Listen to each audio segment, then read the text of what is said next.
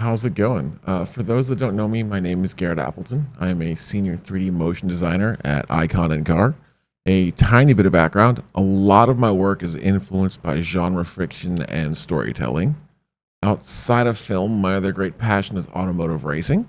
So it's really fitting today that I'll be demoing a bunch of tips and tricks on how to rig and shoot 3D cars. But first, let's take a look at some of my personal work and then we'll jump right into some 3D rigging.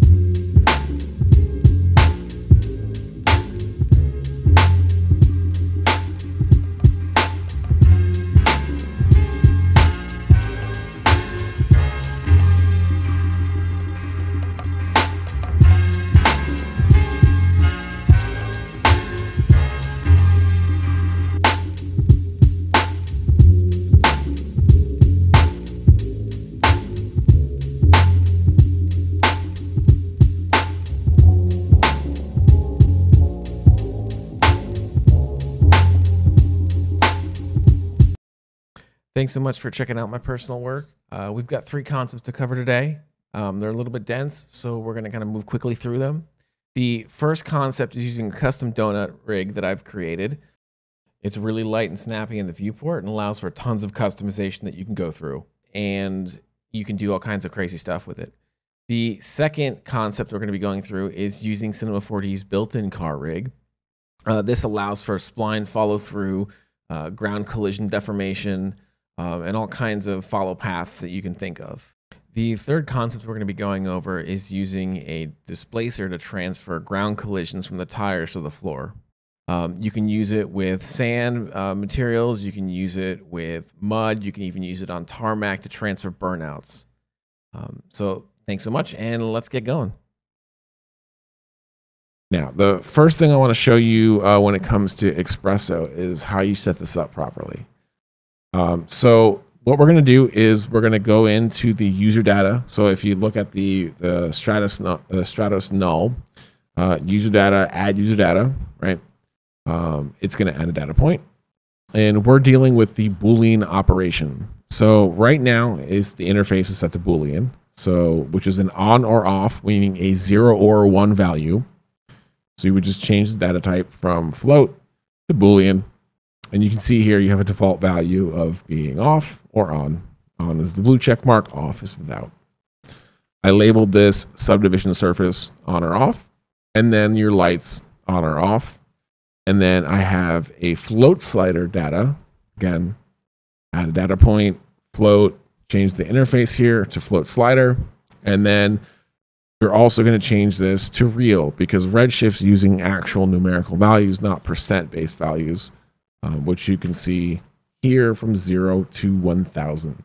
You can have any value you like. I just created a very, very high one, whether I was going to use it or not, just because I wanted some freedom of play.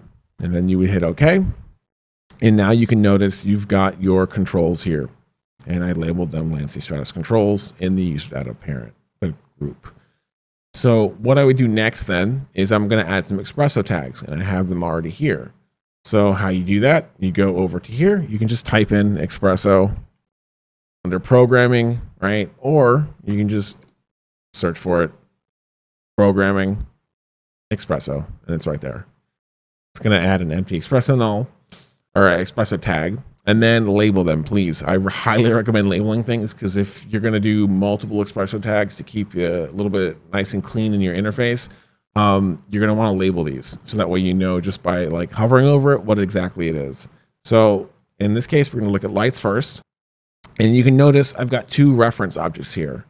right? And the reference object is the Stratos. And so how you would get that, just drag it in, right? And then go to your output. So red is output, input is blue. Go to Lancia Stratos controls and choose the one you want. Use control drag, change it, Lancia Stratos, light intensity, and just delete that port, right? And I already kind of have this set up. You can do this in one reference object node, but I have it as two because I like to be able to see very clearly if I was going to hand this off in a pipeline to another animator. That way they know 100% where my spaghetti lines are going, so it's really easy for them to follow along. And you can do this with a linked list node as opposed to having all of these null or these reference objects.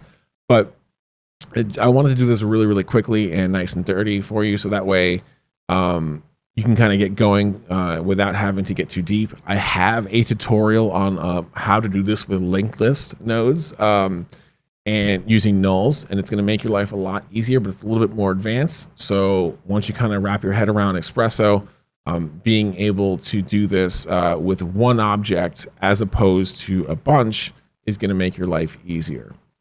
And so all I did, if we open this up here real quick, you see I've got rear lights, headlamps, and then I've got the actual redshift lights, right? So if I were to go into my Stratos and hit the light on or off, you can notice, you see here in Cinema in the little object window, these check marks are turning on or off. And I left the side lights not in there on purpose, but we can turn those on or off if we want to. We just go ahead and drag this in. Go in basic properties,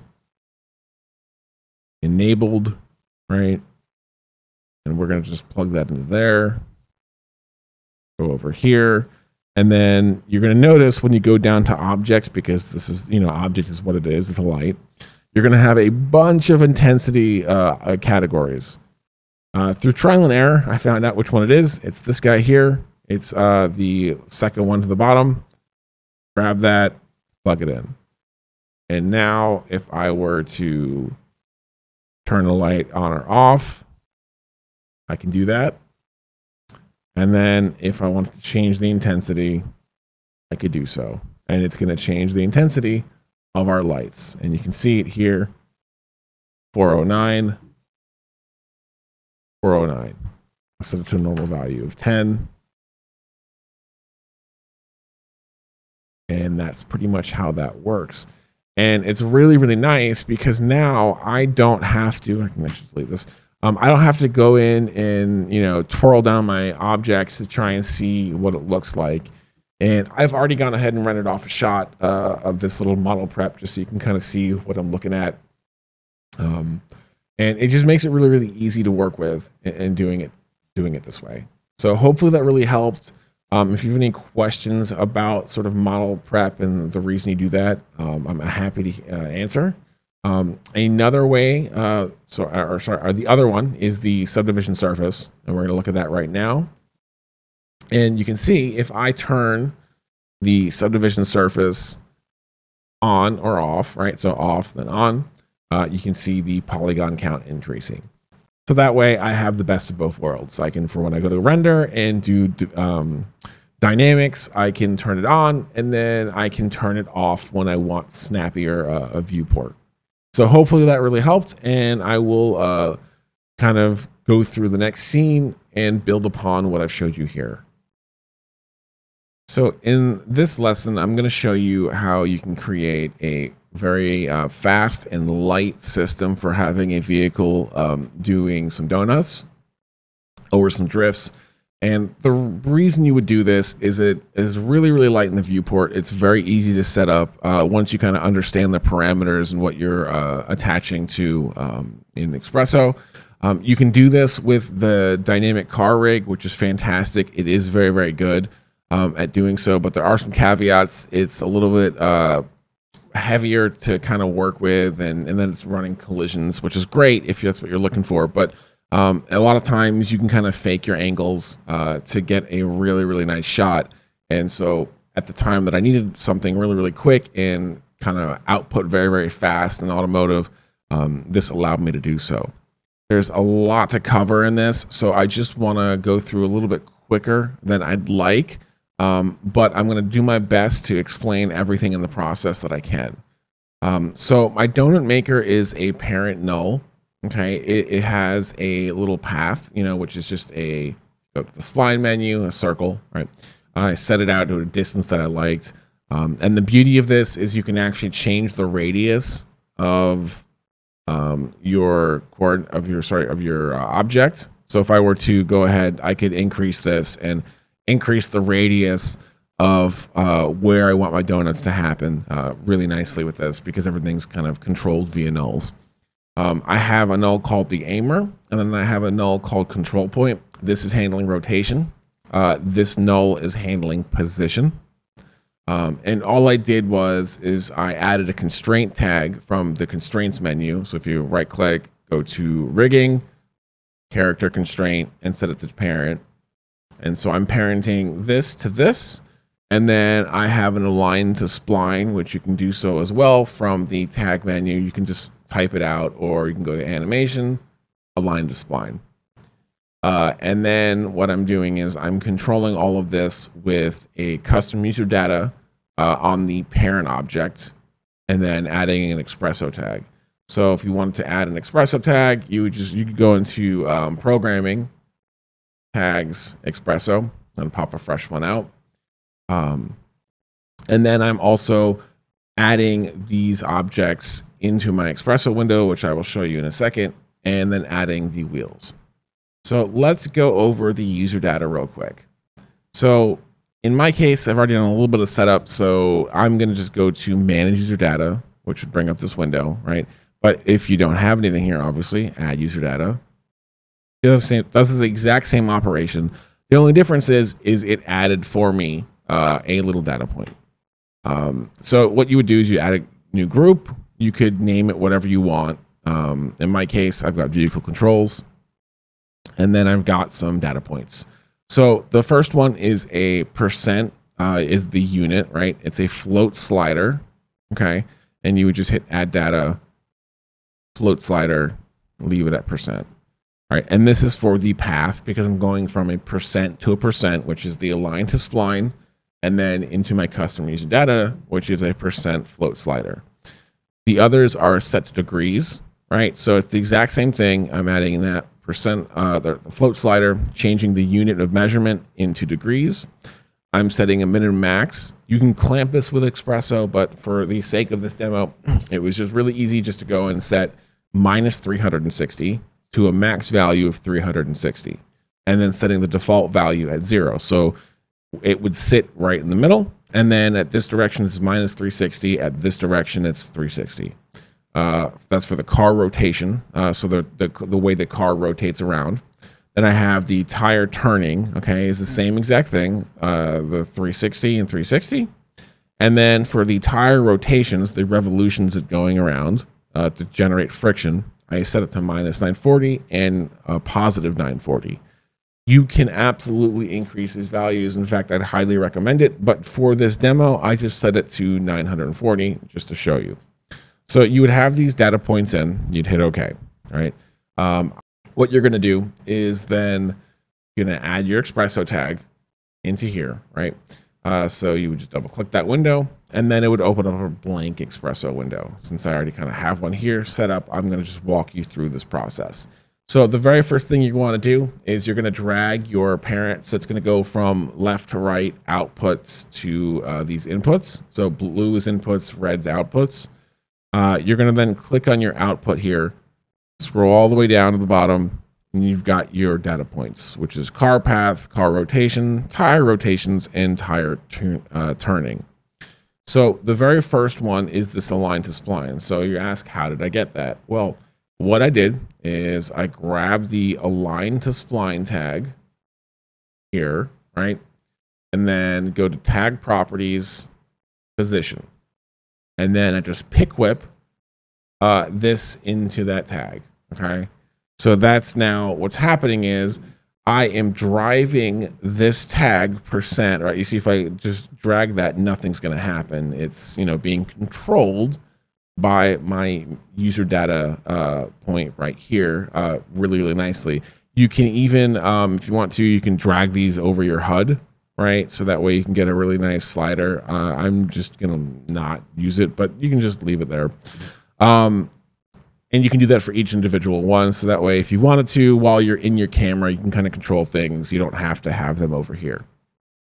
Now, for the aimer, what I did is I grabbed the actual aimer object, right? It's going to create an object node. And then in my input, I went down to coordinates, transform, rotation. So you have two options here. You've got global and transform, which is local coordinates. I would just do local. So you go to, rotation, and then I chose the rotation axis that I needed it to be, which is the pitch, because I set it up so I knew what it was. Something really, really important is to make sure that if you go into your coordinates, that beforehand you zero everything out by freeze transforming them. So that way it's 0, 0, 0, 0, 0, 0 as you start. It's just easier to quantize those values. And so for the car rotation, it's using the aimer. You've got the tire turning, okay? This is done with the tires themselves, the front tires, and it's front left and front right. That's why I labeled them. So it's really easy for me to know when I'm looking at Xpresso.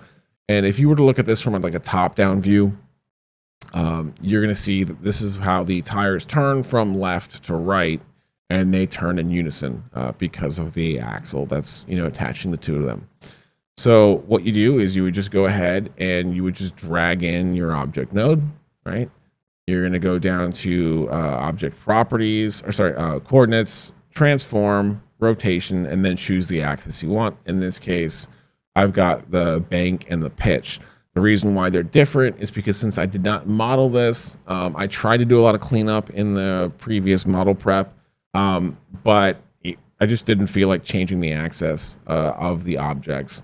So I just kind of left them being, I could just, individually just control them. That's kind of the beauty of Xpresso, is that you have a lot of control. So I knew that the front left, its forward turn was on the bank, and then the front right was on the pitch. So I left those the way they were. And now if I were to twirl down these tires, you can see I've got a front left brake, and then I've got the wheel. I labeled these accordingly and I actually zeroed these out. So this is H, this is the H axis. So you would just drag this in. There you go. And then choose your rotation and your coordinates. Transform, rotation, H. And so what I'm doing is I am using the parent control to change the rotation of the tires. So the Lancia Stratos is a rear-wheel drive vehicle.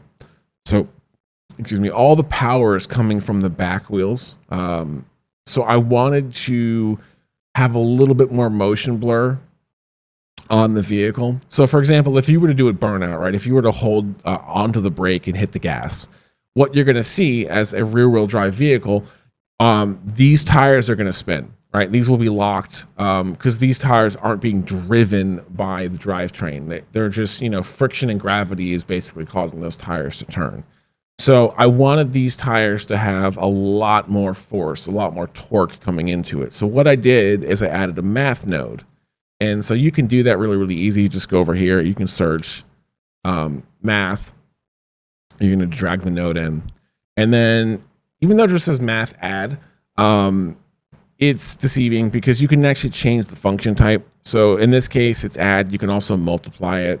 So if you were to take the input 0, you could actually, put in an ABS or any kind of data point, but you can just do it right from here. So I'm multiplying it by, let's say, like 900, right?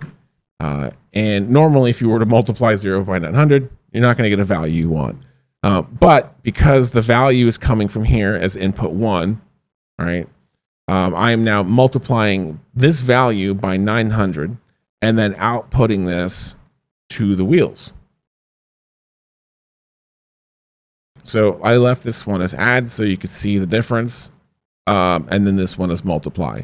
So you can see how fast those revolutions are going.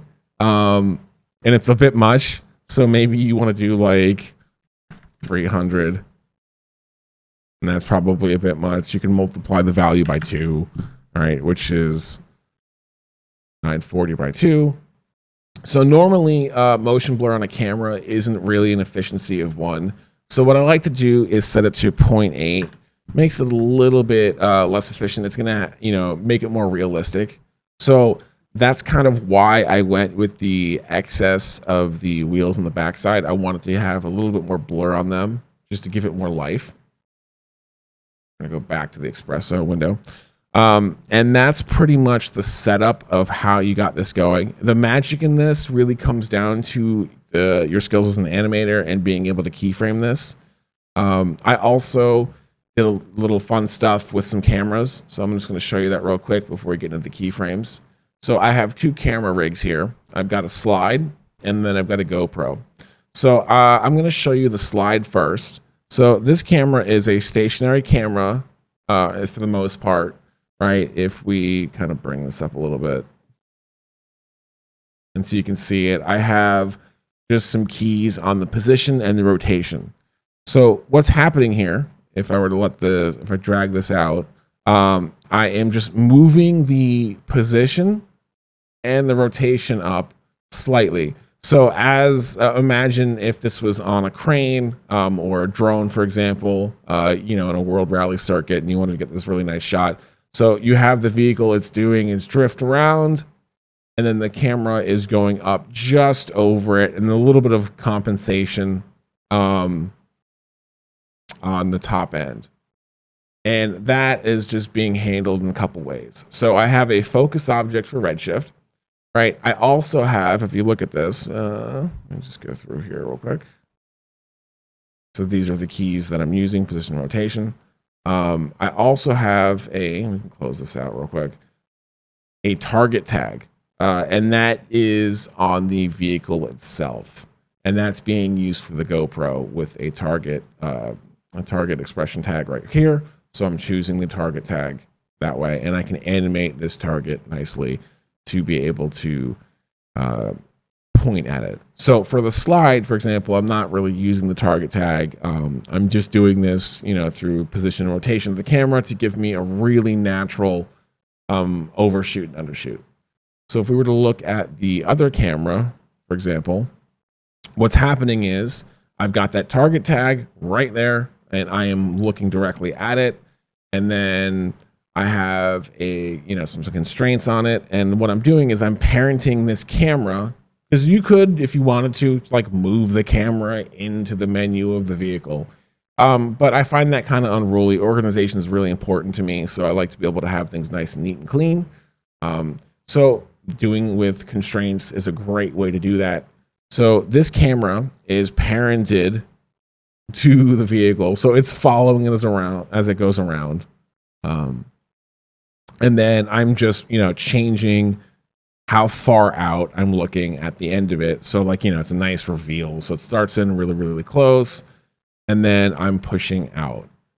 And so if we open this camera up, and you can I'll do the other one as well, so you can see those position and rotations. And you can see it's just some, curves that I've added in here. And again, it's not perfect. If I had lots of time, I would go in and clean all this stuff up. And you may notice some fun secondary animation on the back end as the vehicle is moving. And so that's the 100% the reason why I use this control point null here, and I use a target null. So this target null is adding with a vibrate tag. And so you can just go right click and type in vibrate, animation tags, vibrate. And it's adding some secondary motion to my target. So this is adding camera shake, right? Because this is the target for my GoPro. And since that's being parented to that, what I'm doing is by adding shake here on this target object, it's causing the camera to move up and down, right? And you can set your interval frequencies. And these are just some numbers that I thought were fun. And then I also did the exact same thing with a vibrate tag on the vehicle.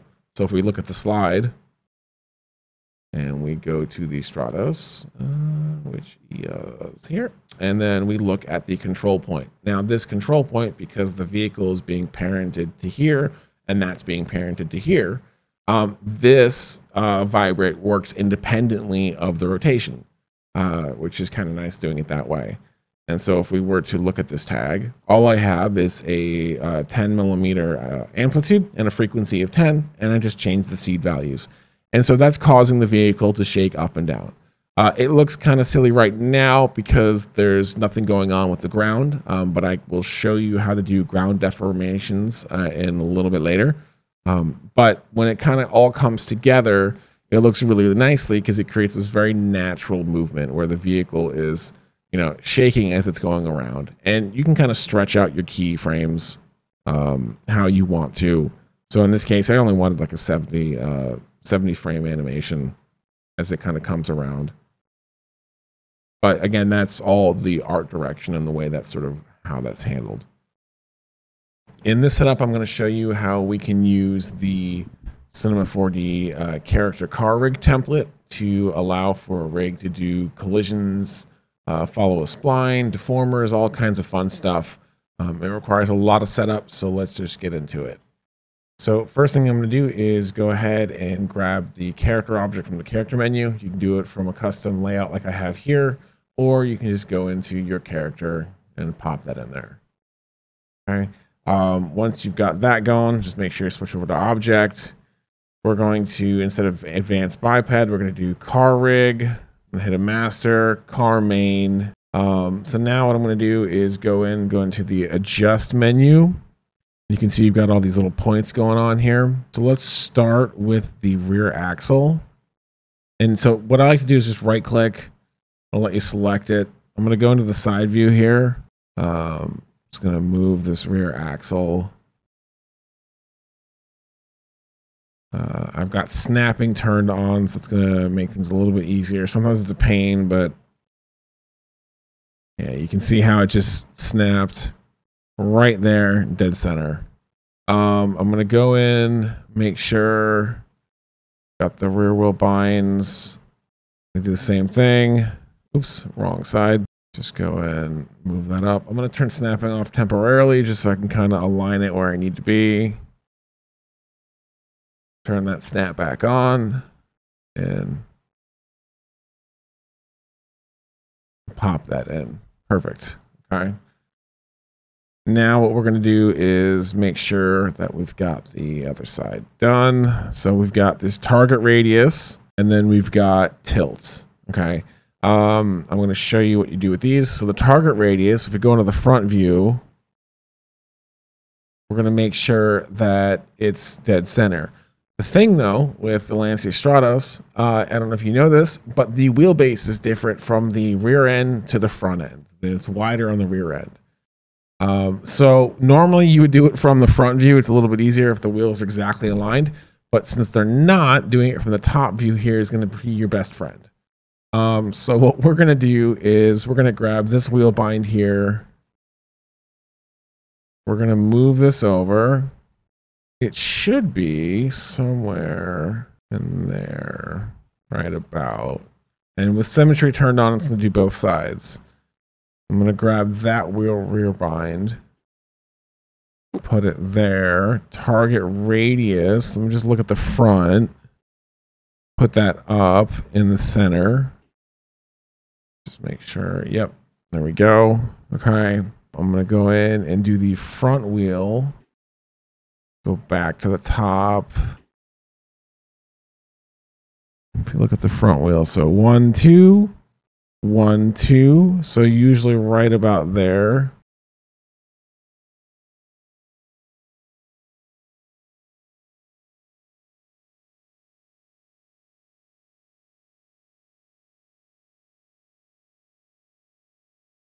Okay, so you got the front tilts, you've got the front axle. We're going to have to move this. This is going to shift everything over a little bit.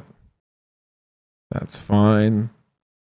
Rear axle tip, move that over.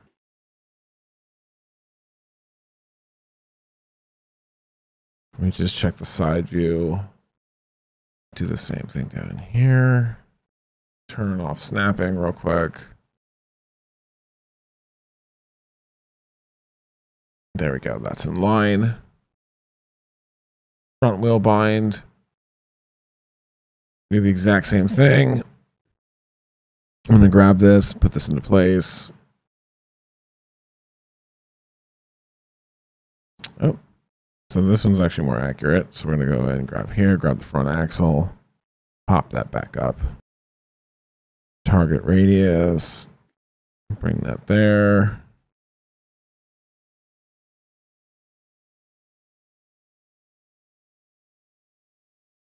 And I'm grabbing this rear axle tip.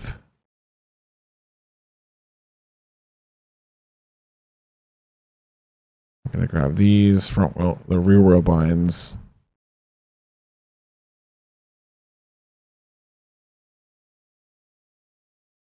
Okay. Yep, radius is there where it should be. Grab the chassis binds. Steering column. Grab that steering wheel. Yep, that should be aligned. Let's just check the tops here real quick.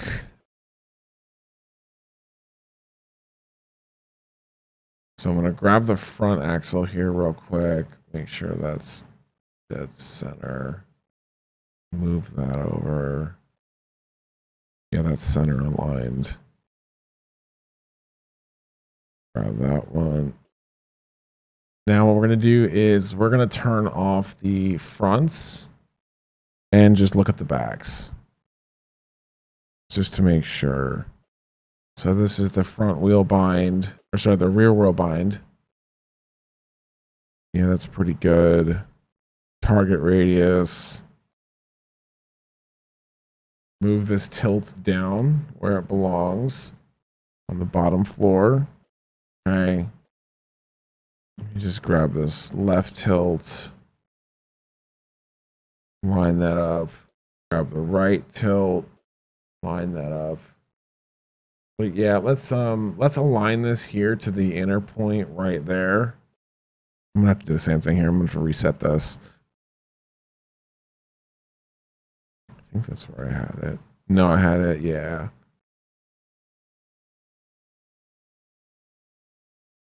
Yeah, right there on that inner line. So you got your target radius here for the rear, okay? We're gonna now turn off the rear tires, turn on the rights, or on the fronts, and we're going to make sure that we've got the front ones dead center, front wheel bind. The radius is set properly, and that is good to go. We can also grab the steering wheel bind and move that over. And that should put everything where it needs to be. So now what we're going to do is let's just save this file real quick. And we're going to now switch over to the binding setup. Okay. And if we did this right, yeah, we can get the little circle outlines are where they're supposed to be. We are now going to go to display, change the object manager to full hierarchy. So now that we're into the binding process, I've gone ahead and undocked. So you can go into here, undock, and then just scroll down to where you've got your bind null. Go ahead and go into view, choose set as root, and there you go. So now you have a nice clean little window over here. I've gone ahead and taken everything that was outside and put it into a null called body. So that way it's nice and self-contained. So if I were to like move this up and down, you can see it. And in here, I've got a constraint tag on here set to parent, and I have binded it to the chassis bind, which is here, right? I'm going to now go into let's do the front left tire. We're going to see this wheel here. We're going to put a constraint tag onto that. Set this to parent. We're going to now bind this to the front left wheel. So it should be front wheel, yeah, left front wheel roll bind. Okay. Just twirl these down real quick. Put a constraint tag onto here. Set that to parent. And then just drag that over to the other wheel. Drag that over to the other wheel. Okay. And then now in this one, so this is right wheel bind. So it would be right rear wheel roll bind. So we're going to just grab that one. Oops, I got the wrong side. So this is the right left, or the rear left. So I'm going to go grab in rear, left rear roll bind. And then do the same thing for the other one. So this is the front right roll bind. So go up to where it says front right, grab that one, and just make sure this is rear wheel, the rear right. So rear right. And so now what we need to do is make sure that the calipers are bound to the front wheel. So we got to do that as well. So we're going to go in here and go to the brake, and I'm going to go in at a rigging tag, constraint, set this to parent, duplicate this, put this in the brake, duplicate this, put this in the brake, duplicate this, put this in the brake. All right. Turn those back on. So this is the front left brake. So just go in here, front left. Do the same thing over here. This is the rear right. Go over here, and this is the front right. So we're looking at front right. And this is the rear right. And we should be good to go. If you had done the doors, you would also be binding the doors to here as well. The steering column is attached to the chassis, so you don't have to bind anything to the steering column. And now what we can do is save this. We're going to go into our object manager, go into animate. So if I grab this, you can see now the tires are moving. Forgive my stutter, but you can get the idea. Save this. And just reset the position back to where it was. If we were to rotate this, you can see, check that out, the tires rotate with it. So now what I'm going to show you is attaching this to a spline object to allow for collisions. So I'm just going to reset that. I'm going to save this. And the beautiful thing about having this in its own little file now is any changes you can just make into here, and you can propagate this into another file with an XREF, or just copy and paste it. But that's how you do the Cinema 4D rig, the basic setups of it. And now let's get into how we can apply this to a spline. I've gone ahead and sculpted this terrain that we can use to have our vehicle animate along, and I have some keyframes in here already. But so basically all I did is I set a keyframe at 0 at the beginning, set a keyframe at 100% at the end. I've got a collision mesh here going on, and I've put in my object into there. So I'm just going to call this ground. And that's in there now. And so now what'll happen is if we sort of like zoom back out, we have our vehicle interacting with the terrain, which is really nice. And you'll notice over here, you get some really, really great dynamics. You can see the chassis wobble. Let me like zoom out a little bit. You can see it wobble as it moves over the little object that it pops over, and then the larger ground terrain that it bounces up and then hits in. And the fun thing about this is it's completely parametric. It's fully redesignable. You can go ahead and change the spline path if you want to. If you go into point mode, go in and like, you know, grab all of these and move these over. You can even delete those spline points. And that's pretty much how you can use the nice dynamic rig to get some great movement. The next thing I just wanted to show you real quick is how you could add in some just like little collision deformation to the ground into the other setup we have as we go through this. In this lesson, I'm going to show you how we can add ground deformation to our floor using vertex maps and a displacement object in order to transfer the tension from the tires to the floor. So the very first thing you're going to notice is I have a vertex map on my ground. Well, how you add that is really simple. Make sure you're in point mode. On the object, you're going to then just select everything and then hit set vertex weight. And you can see it's not grayed out because I'm in point mode or any of the polygonal modes. If you're in object mode, it's not going to work. It's going to then add a vertex map onto the object. Okay. What I did is I made sure, if I just click this once, I enabled fields. Fields are how we're going to restrict our selections. So the very first thing that I did is I added my tire objects. So you can see the actual tire geometry right there is being added into, if we're to lock this, it's being added into the vertex map in order to transfer that data. So the first one, obviously, just like Photoshop, would be set to normal because everything else is going to be adding on top of that. So I've got ahead, switch this over to add. And then I've selected them all.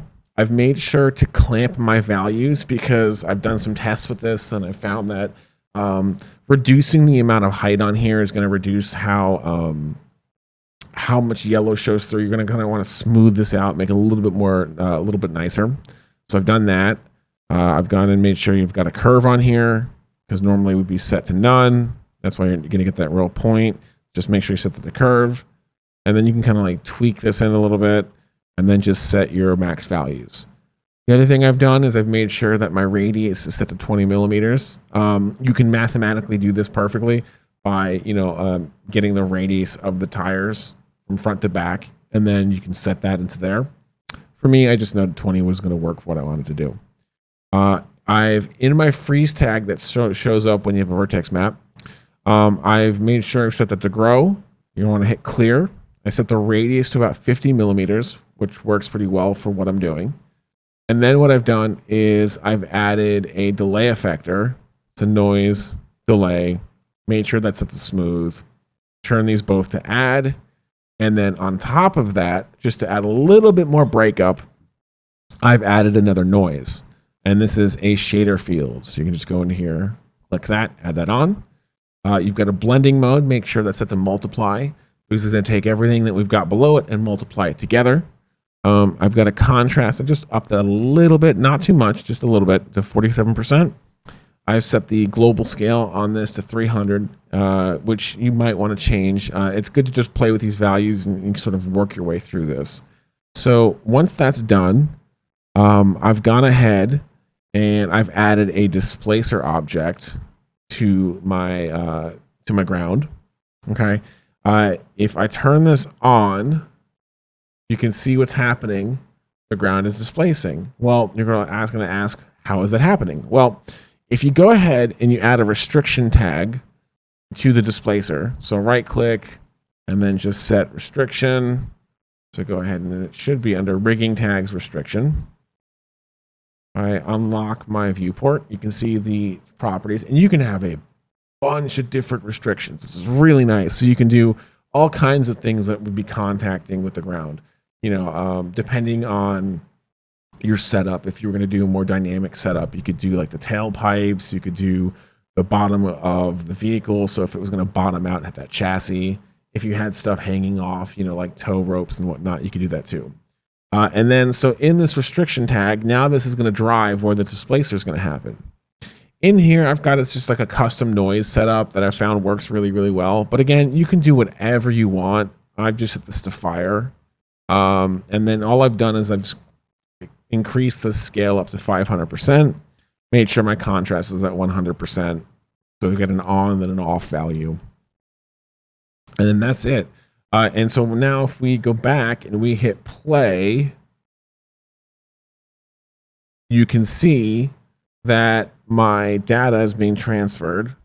Let's very quickly go over to the vertex map so I don't blow anyone's eyes out with the red. I don't want to stay in here too long. But you'll notice that now I am transferring that data and I'm adding in a little bit of noise. It's not just a straight shot all the way through. And again, this is totally art directable. It's entirely up to you how you want to do this. But it's nice because it's going to offer some randomness, some little bit more naturalization going on into the ground. So you might notice that this is a little bit janky. It's not a really perfect smooth. Well, that's because the geometry that I'm doing this to is very low poly, which is great for when you're working out, trying to figure certain things. But when it comes to the final process, it's probably not what you're going to want to use. So what I've gone ahead and done is I've taken this ground terrain and then I've subdivided it. So if I were to, let me just disable this tag. Make sure you do that if you're going to have multiple versions of it, because you don't want to add extra weight to your viewport. I'm going to go ahead and just take this displacer. I'm just going to hold control and drag this over. I'm going to just disable this. Okay, I can close this out now. And then if I enable my ground, sure that I can see it in my viewport, and then just make sure I can hold control and alt, and then just double tap, and it's gonna make the stoplights red for everything in its child position. Okay, and you can see now I've got a heavy subdivided mesh. Again, this is not something I would do in the beginning of a project. I would do this as I'm sort of fine-tuning and tweaking towards the end, because we're going to want more data in there for when we do our collisions. So now if we double click into our vertex map, okay, we can go look at the fields, and I've just basically copied and pasted the exact same field data over. So it's, using the shader field and all that. So if I hit play now on this much more subdivided mesh, oops, I think I have to clear out my delay. My freeze layer. Let me clear that out. And oh, I know what it is. I turned it off. So I forgot to re-enable it. I turned it off so that way it wouldn't be calculating both tags at the same time. So this is going to be heavy. This is going to take a minute for it to process. But what we're going to do in the end is we're going to bake this as an Alembic file. So that way it's nice and snappy in the viewport again. So it's not calculating, because it's not the mesh that's making it heavy. It's the vertex weight that has to be transferred from the mesh. Because the more vertex points you have in here, the more it's got to do its calculations. So if we pause this really quick. Yeah, you can see it's a little bit slow. You can see how much smoother these transitional lines are. Let me just save my file real quick in case something crashes. And you can go ahead and play with these values again if you want to get more variety in the noise, because the noise is going to work differently now that we're dealing with a subdivided object. So what we can do is now we're going to go into our displacer, make sure everything is turned on correctly.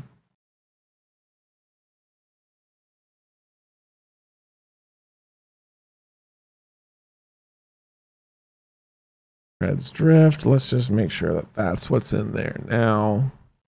That's what it is. So I didn't rename the vertex map. So I want to do that now. Just go back into basics. We're going to just call this treads. Okay, and then in my vertex map, or in this restrict selection, let's just go in and transfer that data. Okay, and so now let's just go back. Let's let that reprocess.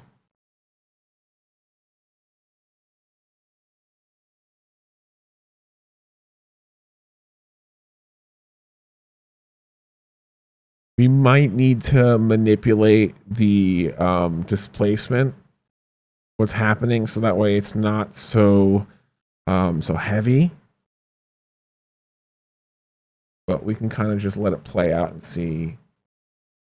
Because we are getting some jaggy notes here.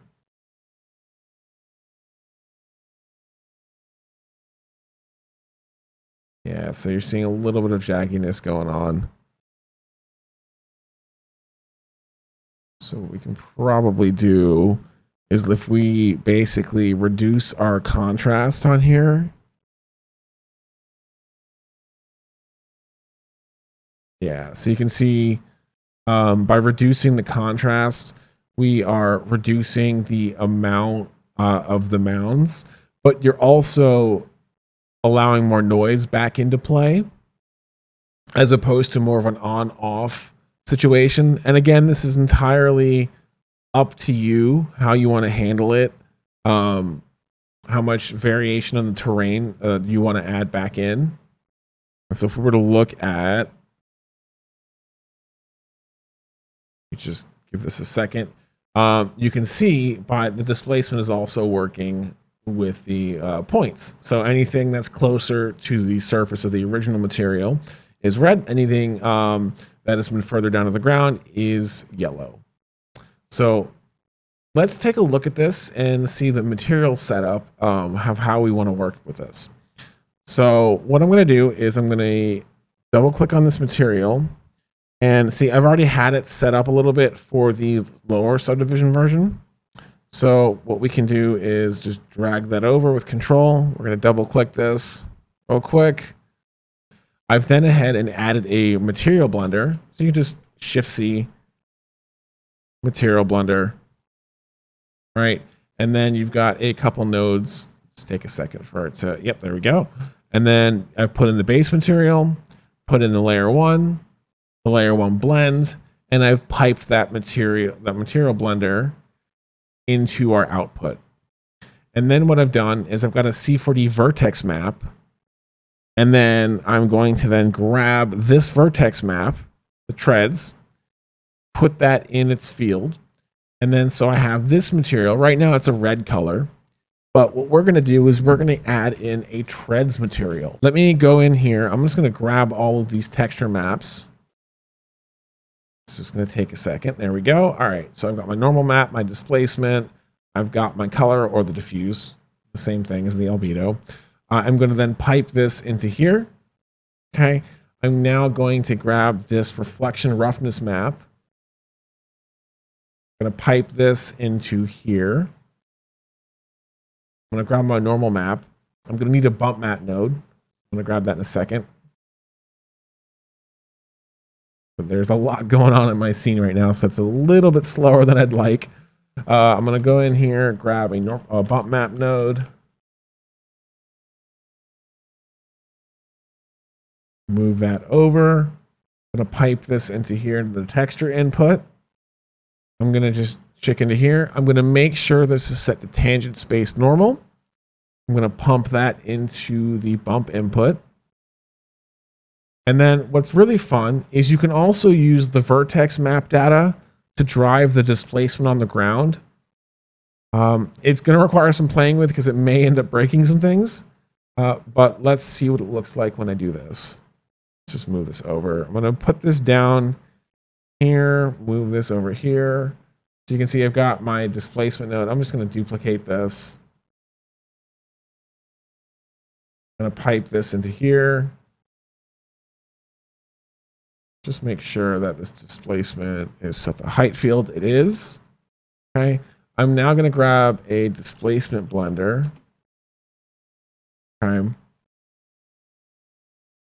And then so in here, I'm going to have the base input. I'm going to have layer 0 weight. Okay. I'm going to then take this displacement, pump this into the base input, take this, put this into here. And then what I'm going to do is I'm going to put this vertex map into the weight.